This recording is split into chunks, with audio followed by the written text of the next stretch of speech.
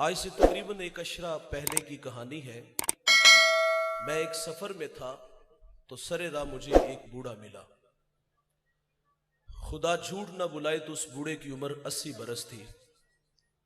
दूध की तरह सफेद दाढ़ी है, हाथ में असा, सर पे कपड़ों की गठड़ी है, चिलचिलाती कड़कती धूप है।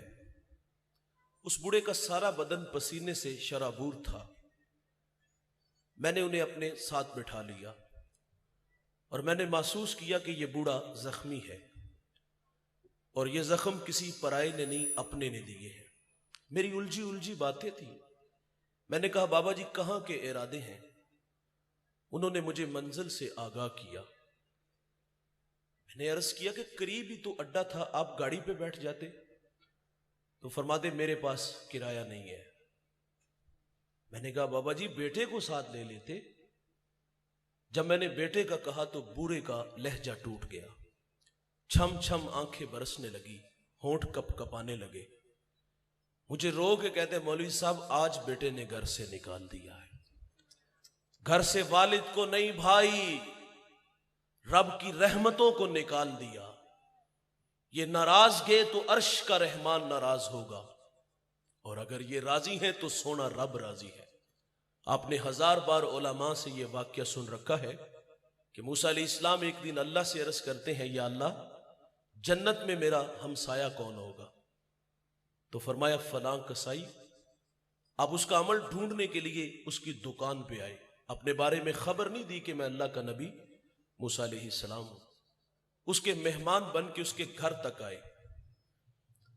ऐसा नहीं हुआ दोस्तों कि जब वो घर में आए हैं तो वो नजरें चुरा के पीछे हुजरे में चला गया हो। अमूमन जिस तरह हमारे रवैये हैं, 25 की बोतल 50 का बर्गर माँ बाप से छुपा के ले जाते हैं। भाईजान मेरे कहने का मतलब ये नहीं कि आप बीवी की खिदमत ना करो, जरूर करो। देखे आपकी खातिर माँ बाप, बहन भाई, सहेलियां छोड़ के आई है, उसकी खिदमत आपके कंधों पे है। लेकिन मेरा कहना है जो मुकद्दम रिश्ते हैं, जिन्होंने पाला पोसा जवान किया, तुम्हें यहां तक लाके खड़ा किया, इंतहाई माजरत से जुमला रस करूंगा, उनसे 100 रुपया छुपा के ले जाते हुए क्या हमें शर्म नहीं आती? उसकी हैसियत ही क्या है यार।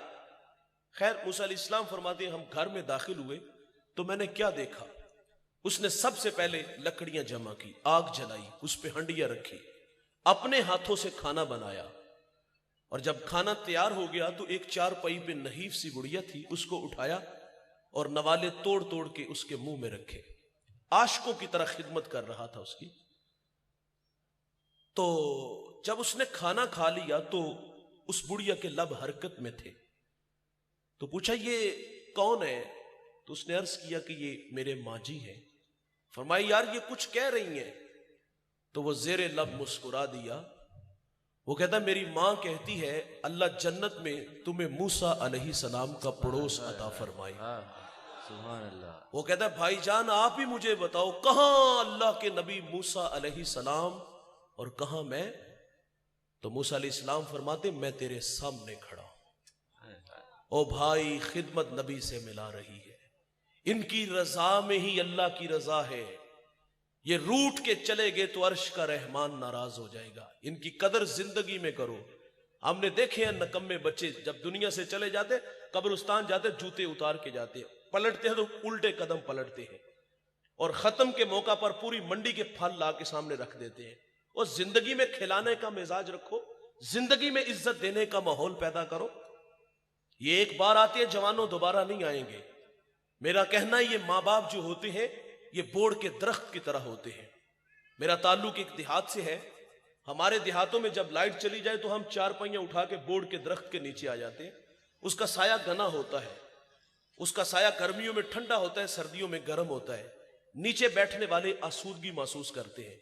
लेकिन शायद कि ये एहसास कभी नहीं गुजरा कि इस दरख्त ने अपने ऊपर धूप कितनी बर्दाश्त की है, कितनी धूप बर्दाश्त करके हमें ठंडा साया दिया। कदरे नेमत सवाले नेमत के बाद होती है।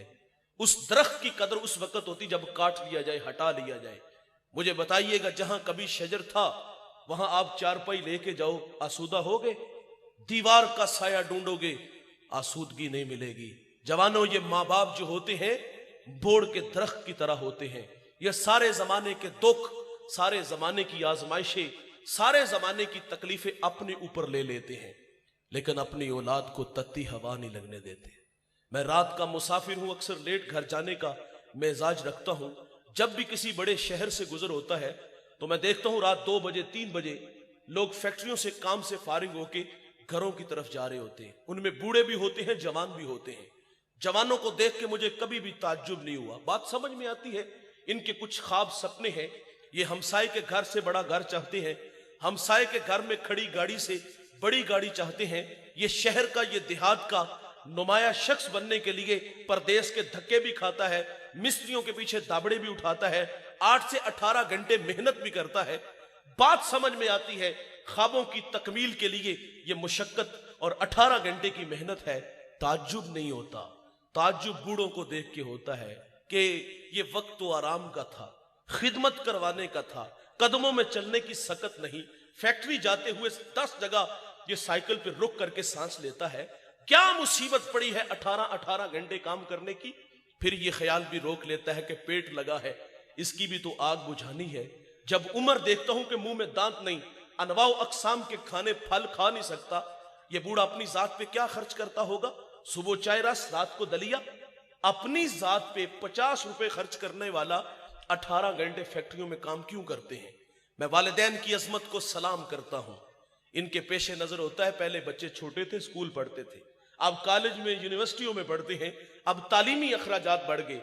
उन्हें पूरा करने के लिए बूढ़ा 8 से 18 घंटे काम कर रहा है। और हमारी बूढ़ी माँ घर में सिलाई मशीन चला रही है, नजर वाली ऐनक भी लग गई, फुटबॉल सी रही है, कई बार हाथ जख्मी हुए, और हमें बड़ा देखने के लिए ये खुद हारते रहे।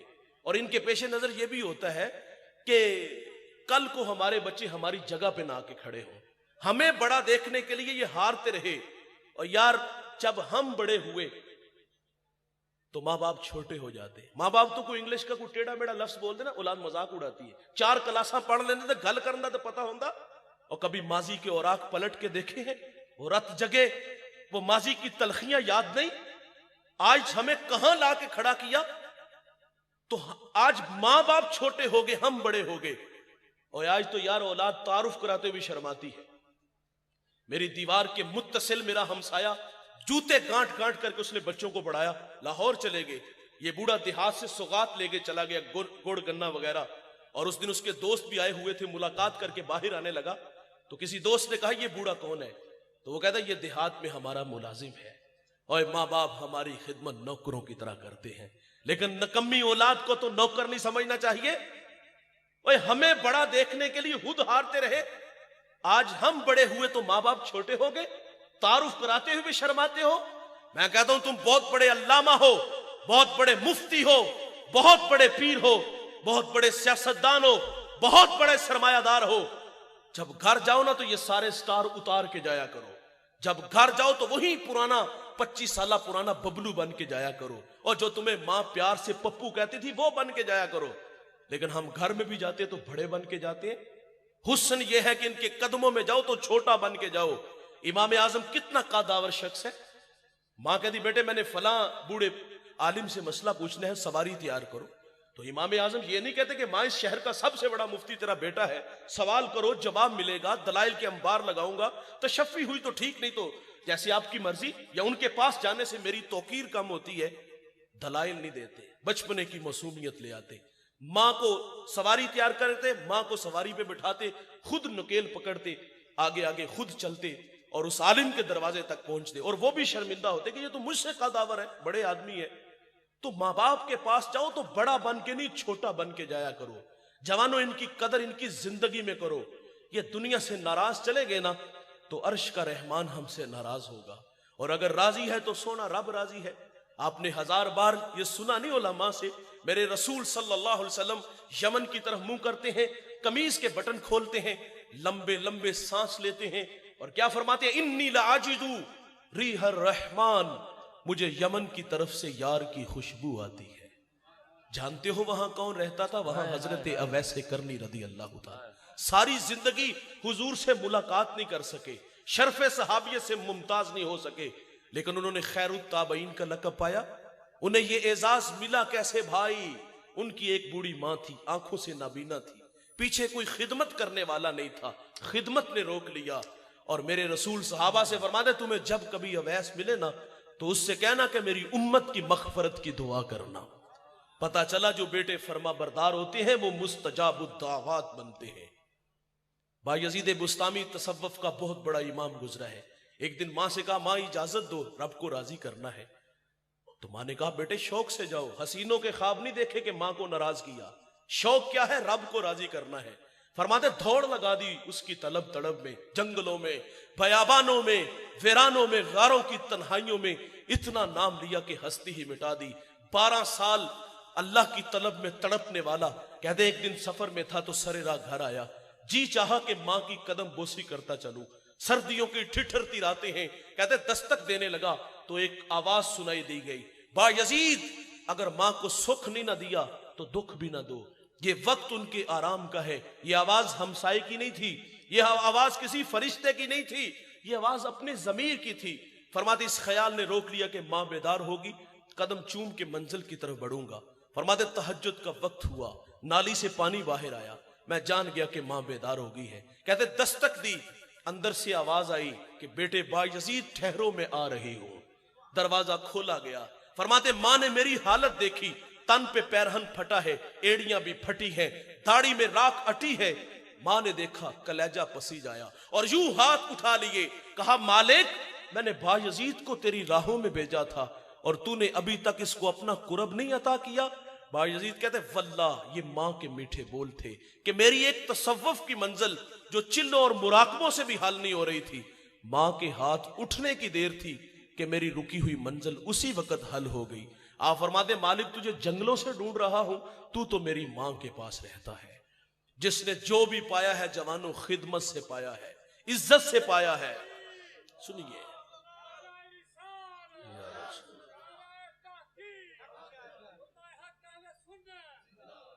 इनकी कदर करो, दोबारा नहीं आएंगे। मैंने इब्ने कसीर में एक वाकया पढ़ा, एक बूढ़ा 4 बेटे रखता था और वो खुद जिंदगी मौत से जंग लड़ रहा था। छोटे ने तीनों भाइयों को जमा कर लिए, कहा वालिद को इस वक्त खिदमत की जरूरत है, लेकिन फैसला अजीब है, खिदमत मैं करूंगा तो वरासत से मुझे कुछ नहीं मिलेगा, आप करोगे तो आपको नहीं मिलेगा। तीनों ने नजरें मिलाई, वो दौलत के भूखे थे, कहा दौलत हमारी बाप तुम्हारा। तादमे आखिर उसने अपने अब्बा की खिदमत की। हमारे देहातों में जब हमारे बूढ़े राजी होते हैं तो एक जुमला बोलते हैं, वो बड़ा मीठा है। आप फरमाते जा पुत्र तेनु सत्ते ही खैरा है। तो बाप दुनिया से जाने लगा तो कलेमात ये थे कि बेटा मैं राजी हूं। मेरे रसूल का फरमान है जिसका बाप राजी उसका रब राजी। माइशत की लकीर पे खड़ा इंसान सब कुछ लूट के ले गए भाई, और एक शब्द सोया अल्लाह वाला ख्वाब में मिला, कहा बेटे फला शजर के नीचे 100 दिरहम पड़ा है। कहा बरकत है, कहा बरकत नहीं है, क्योंकि कसरत और बरकत में फर्क है। दूसरे दिन फिर मिले, कहा 10 दिरहम है, कहा बरकत है, कहा नहीं। तीसरे दिन मिले, कहा हाँ 1 दिरहम है, कहा बरकत है, कहा हाँ उसमें बरकत है। दिरहम उठाया, बाजार चले गए, वहां एक दुकानदार आवाज दे रहा था 1 दिरहम में 2 मछलियां। घर लाया, पेट चाक किए, 2 कीमती मोती निकले। 1 मोती लेके बाजार आया, पूरे बाजार में उसकी कोई कीमत अदा नहीं कर सकता था, इतना कीमती था। बात बादशाह वक्त तक पहुंची, उसने जवाहरी बुलाए। सुनो दोस्तों, उस 1 मोती की कीमत क्या तय पाई? 10,000 दिरहम, 20,000, 25,000। उस 1 मोती की कीमत 30 खच्चर, उन पे जितना सोना लाद लो।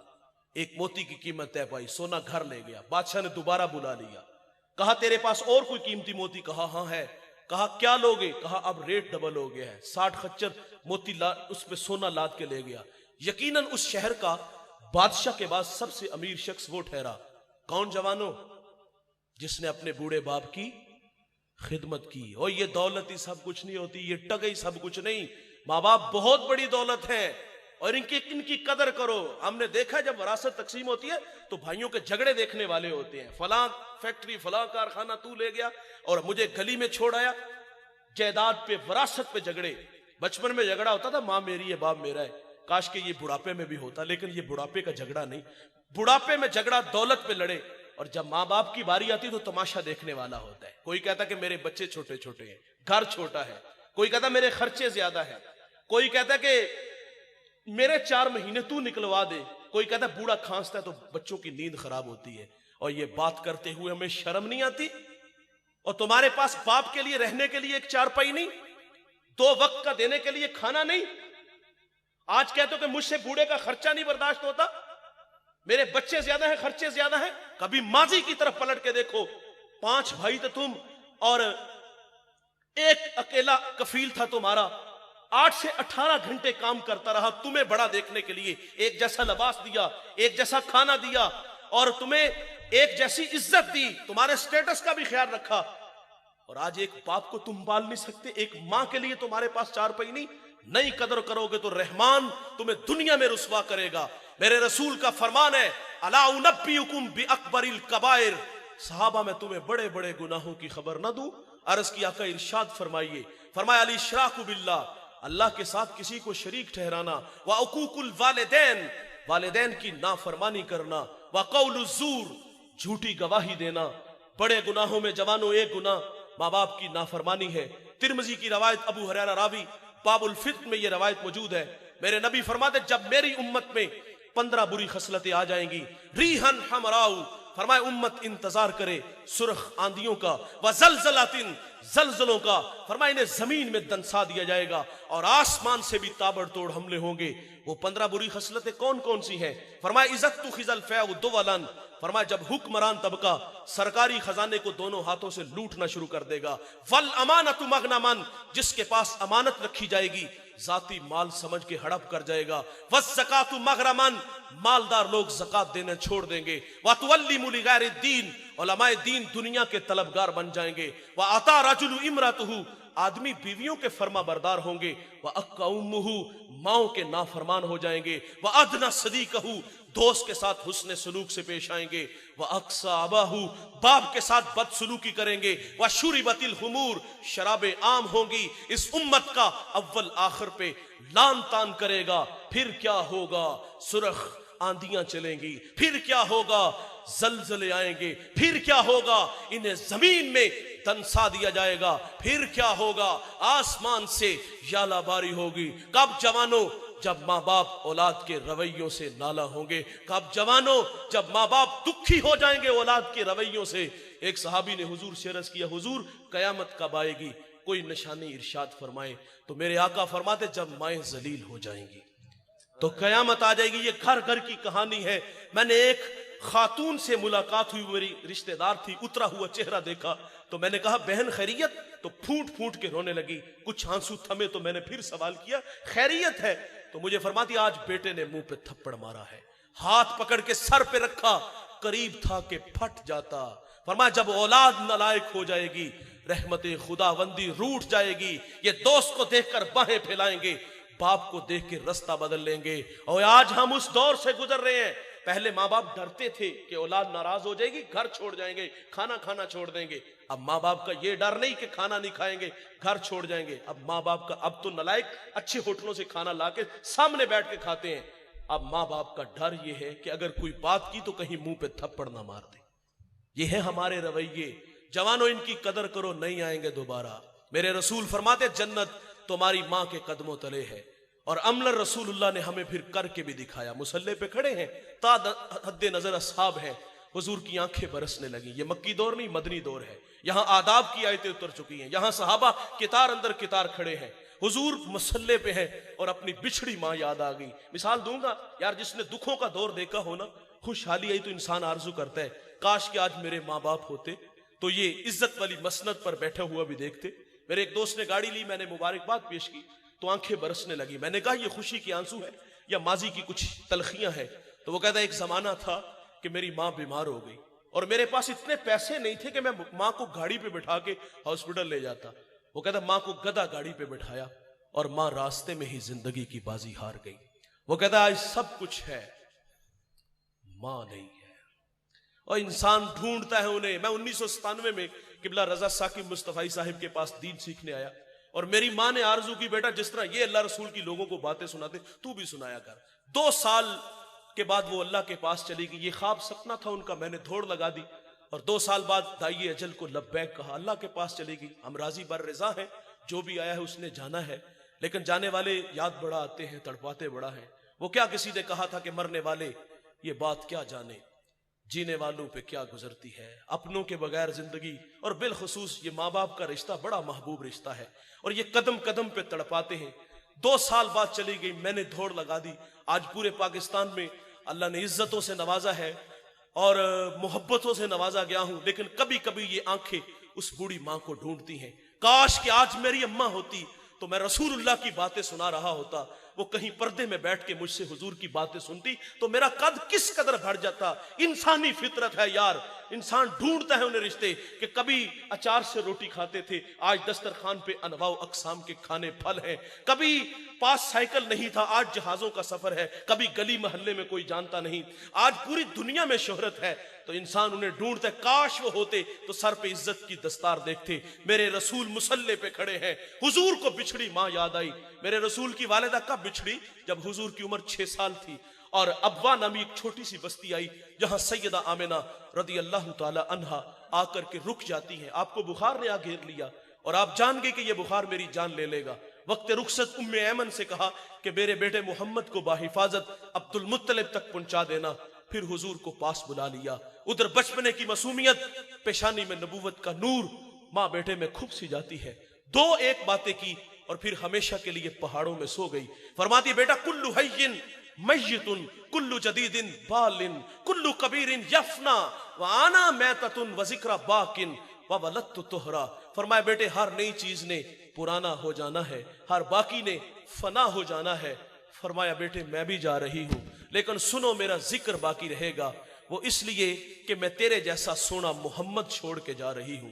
सांसों की माला टूट गई, मोती फिजा में बिखर गए। हुजूर मां से लिपट के रोए और फिर अपने नन्हे नन्हे हाथों से काले पत्थरों की कब्र बनाई, उस पे आंसुओं का छिड़काव किया। जहां तक मां नजर आती रही, हुजूर पलट पलट के उन काले पत्थरों वाली कब्र को देखते हैं।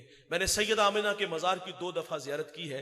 ये मदीना से 350 किलोमीटर के फासले पर है। पहली दफा हाजिरी का शर्फ मिला, पहाड़ के नीचे था, माहौल खामोश था, हवा का कहीं से कोई एक झोंका भी ना आया। लेकिन जब सैयदा आमिना के कदमों में जा खड़ा हुआ तो यकीन जानो ऐसा लगा कि अल्लाह ने जन्नत के 8 दरवाजे ही खोल दिए हों। आज भी जन्नत से ठंडी हवाएं सैयदा आमिना को सलाम करने आती हैं। उम्मे ऐमन कहती हुजूर को लेके पहाड़ से नीचे आई, पलट के देखा तो साथ नहीं थे। फरमाती दोबारा फिर पहाड़ पे चढ़ी और मेरी आंखें क्या देखती हैं, हुजूर मां के सराने खड़े हैं और वहां खड़े होकर कह रहे थे अम्मी जी आप तो जानते हो कि मेरा इस दुनिया में आपके सिवा कोई भी नहीं। उम्मे ऐमन की जान निकल गई, हुजूर को सीने से लगा लिया।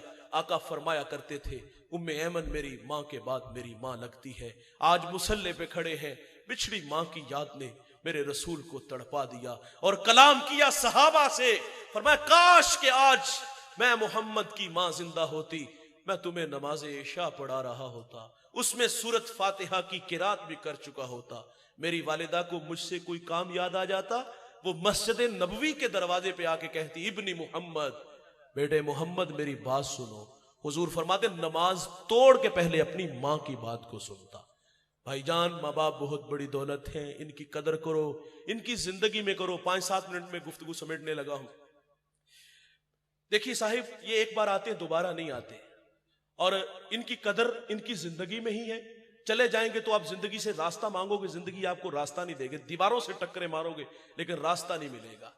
और दोस्तों मेरा कहना है आप ठीक है बड़े हो गए, बालिग हो गए, शादियां हो गई हैं और बच्चे हैं, बीवी है, उनको भी टाइम देना है, सारी चीजें अपनी जगह पे। लेकिन मैं कहता हूं यार कम से कम 1 घंटा अपने माँ बाप के लिए मुख्तस कर दो। गपशप लगाया करो, उनके पांव दबाया करो, उनसे मशवरा लिया करो, कभी कभी बाहर ले जाया करो, बाहर से खाना खिला लाया करो, कभी उनके लिए कपड़े लाया करो, तोहफे लाया करो, कभी पुराने दोस्तों से मिलाने ले जाया करो। ये बूढ़े नहीं मरेंगे, बूढ़े मरते उस वक्त है जब औलाद तवज्जो नहीं देती।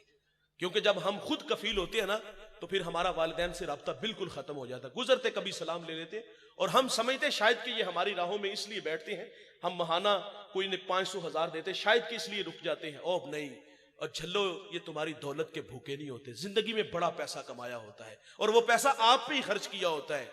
इन्हें आपकी पैसों की जरूरत नहीं, आपकी मोहब्बत की, आपकी तवज्जो की जरूरत होती है। आप वालिदैन को वक्त देना शुरू कर दो, ये माँ बाप नहीं मरेंगे, मरते उस वक्त है जब औलाद मुंह फेर लेती है। इनकी कदर इनकी जिंदगी में करो। और सुनिए ये बहुत बड़ी बात सुनाने लगा हूं, अगर दिल में उतर जाए तो जिंदगी का हुस्न नसीब होगा। देखें माँ बाप मेरे भी दुनिया से चले गए हैं, इस मजमे में बहुत सारे लोग हैं जिनकी किसी की वालिदा किसी का वालिद चला गया, हमने भी बेलाखिर जाना ही है। तो इंसान आरजू करता है काश यार आज होते तो उनकी खिदमत करता, किसी ने वासफ अली वासफ से कहा था कि हजरत अगर माँ बाप दुनिया में ना हो तो उनके साथ बंदा हुस्ने सलूक करना चाहे कि वो कब्रों में आसूदा हो, माँ बाप राजी हो। कोई अमल वजीफा है, बहुत बड़ा वजीफा है, आप साथ लेके जाइएगा। तो वासफ अली वासफ कहते हैं कि माँ बाप दुनिया में ना हो तो माँ बाप जो पीछे अपनी औलाद छोड़ जाते हैं, फरमाया उनके साथ हुस्ने सलूक किया करो। देखिए इस मजमे में कुछ भाई अमीर होंगे, कुछ भाई गरीब होंगे। कितना ही अच्छा है कि अमीर भाई अपने गरीब भाई की कफालत ले ले, लेकिन हमारे यहां ऐसा नहीं होता। अमीर भाई के दस्तरखान पे अनवाओ अकसाम के खाने फाल होते हैं, बाकी बच जाने वाले कुत्तों के आगे फेंक दिए जाते हैं, रूढ़ी पे फेंक दिए जाते हैं, लेकिन भाई को नहीं देगा। कितना ही अच्छा है कि बड़ा भाई, छोटा भाई, जो भी जिसको अल्लाह ने नवाजा है, वो अपने दूसरे भाई की कफालत ले ले। मैं उस शख्स को जानता हूं जो 5 फैक्ट्रियों का मालिक है, उसी फैक्ट्री में उसका भाई मुलाजिम है, भतीजे भी गालियां दे लेते। वो कितना ही अच्छा था, 10-20 लाख लगा के अपने भाई को स्टैंड कर देता, लेकिन ऐसा नहीं होता। इस मजमे में कुछ भाई अमीर हैं और कुछ भाइयों की बहनें गरीब हैं। मैं तवज्जो दिलाना चाहूंगा, अमीर भाई अपनी गरीब बहन की कफालत ले ले, लेकिन हमारे यहां ऐसा नहीं होता। गरीब बहन तो भाई से रिश्ता लेने आ जाए ना तो भाई के तेवर देखने वाले होते।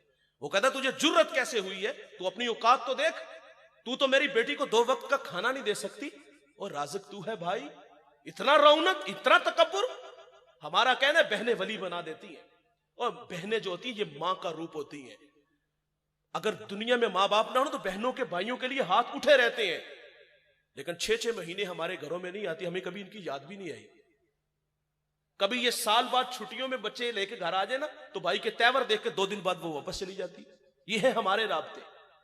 अपनी बहनों के साथ राब्ते में रहो, इन्हें घर बुलाया करो, इन्हें इनके पास जाया करो। मैं कहता हूं यार, बच्चों के दिल में खाला का प्यार होता है, होना चाहिए, रिश्तों का तकद्दुस सिखाओ, लेकिन बच्चों के दिल में फूफो का प्यार क्यों नहीं आता, ये एक सवाल है। क्योंकि हमने सिखाया ही नहीं, हमें कभी बहन की याद ही नहीं आई। मेरे बच्चों की अल्लाह के फजल से आदत है, मेरी बहनें आती तो वो फूल लेके इस्तेकबाल करते हैं। अपनी बहनों को इज्जत देने वाला माहौल बनाओ।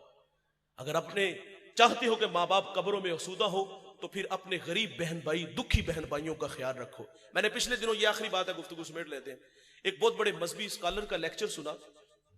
उसकी बात सीधी दिल को लगी। वो कहता है कि मेरे पास एक शख्स आया, लाहौर से उसका ताल्लुक था, करोड़पति आदमी था और उसको ब्लड कैंसर था, जिंदगी मौत से लड़ रहा था।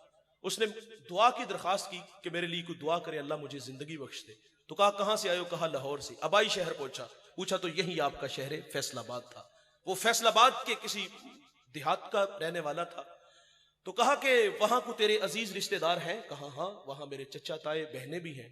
कहा उनकी माली पोजीशन कैसी है? कहा वो सब गरीब लोग हैं। अगली बात सुनिए। कहा कितनी देर हो गई उनसे मुलाकात किए हुए? कहा 20 साल हो गए। गरीब तो रिश्तेदार भी नहीं ना होता। कहा तेरा इलाज आज से शुरू होता है। कहा करना क्या है? कहा 20 दिन उन लोगों में गुजार के आओ। भूखों को खाना देना, ब्रह्मना को लिबास देना, प्यासे को पानी देना, प्यादा को सवारी देना। वो कहता 20 दिन उनकी जिंदगी से जितने दुख कम कर सकते हो वो कम करके आने। वो कहता 20 दिन मैं उन लोगों में गुजार के गया, जो हो सका मैं उनकी खिदमत की। 20 दिन बाद वापस गया। उसने कहा दोबारा टेस्ट कराओ। जब दोबारा टेस्ट कराए तो उसको ब्लड कैंसर नहीं था। भाईजान, जहां दवा काम नहीं ना आती वहां दुआएं काम आती हैं। और दुआएं करवाया ना करो यार, दुआएं लिया करो। काम ऐसे करो कि कलेजे से दुआ निकले।